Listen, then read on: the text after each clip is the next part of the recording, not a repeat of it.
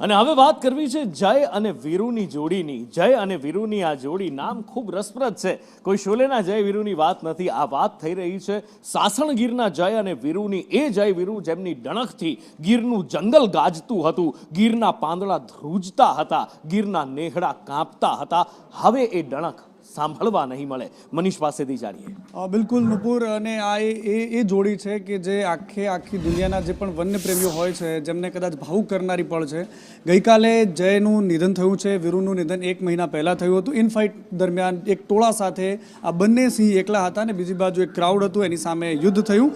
અને આ વર્ચસ્વનો જંગ સિંહોમાં હંમેશાથી રહેતો હોય છે, પરંતુ આ જોડી એક બેમિસાલ હતી, કારણ કે ગીરના જંગલમાં અત્યાર સુધીનો એનો ટેમ્પો રહ્યો છે જબરદસ્ત. એની કેસરિયાળી એકદમ એની જે કેસ છે નુપુર, એ આફ્રિકન સિંહોમાં જે જનરલી જોવા મળતા હોય એ પ્રકારનો એનું રંગરૂપ, એની કાઠી, ઊંચો કાંઠો. અને અત્યાર સુધીમાં કોઈ પણ વ્યક્તિ સાથે એમણે કોઈ મનુષ્ય પર હુમલો કરવાની કોઈ ઘટના ના આવી. એની સાથે સાથે જ્યારે પણ જુઓ ત્યારે કોઈ ખભો મિલાવીને ભાઈબંધો જ્યારે શેરીમાં નીકળતા હોય, બિલકુલ એ જ રૂઆબ અને એ જ અંદાજ સાથે જ્યાં જાય ત્યાં બંને સાથે હોય.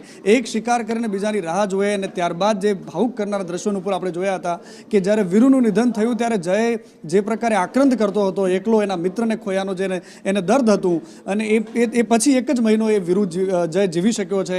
આ ઘટના કદાચ માનવીય ઇતિહાસમાં આપણે માણસો વચ્ચેના ભાવમાં જોતા હોઈએ, પરંતુ માત્રાવાળા સિંહની અને ગીરના એ ભાભાની કહાની પણ આપણે જોઈએ છે નુપુર, કે જ્યારે એક સિંહ માટે માણસ અને માણસ માટે સિંહ શું માયના રાખે છે એ ગીરના જંગલથી વધારે કોણ સારી રીતે જાણતું હોય છે. બિલકુલ. અને જે મનીષ જય અને વીરુનું વર્ણન કર્યું, એટલે અહીંયા મને દાદ બાપુ યાદ આવે કે જો ગંધ જટાળા, ભૂરી લટાળા, ચાલ છટાળા, ચરચાળા, ડણકેડા ઢાળા, સિંહણ બાળા, 10 હાથાળા, દૈતાળા, મોટા માથાળા, ગજવે ગ્રાળા, હરણિયાળી હુંકારી. એ અદ્ભુત વર્ણન. અને આ વર્ણન અહીંયા આ જય અને વીરુ ઉપર બિલકુલ બંધ બેસતું આમ સામેથી ચાલતો હોય તો એ જે સફાકરૂ સિંહનું તમે કહો કે જે વર્ણન કરવામાં આવ્યું છે કે આપણો સિંહ કેવો હોય, એ ડાલા મથ્થાનું વર્ણન અહીંયા બેસે છે. ને એ જય વીરુની જોડી કદાચ આપણે પણ જ્યારે સાસણ ગયા છીએ ત્યારે જોયેલી છે. બિલકુલ. અને ઉપર હવે અત્યારે એ ખાલીપો વર્તાશે, કારણ કે આખું ગીર હવે સૂનું લાગશે, કારણ કે જે સ્થાનિક લોકો છે આસપાસના, જ્યારે આ જય અને વીરુ નીકળતા કોઈ ગામડામાં સહેલાણી કરવા માટે, તો લોકો એને જોતા, કારણ કે એમને લાગતું હતું કે આ જાનવર, આ જે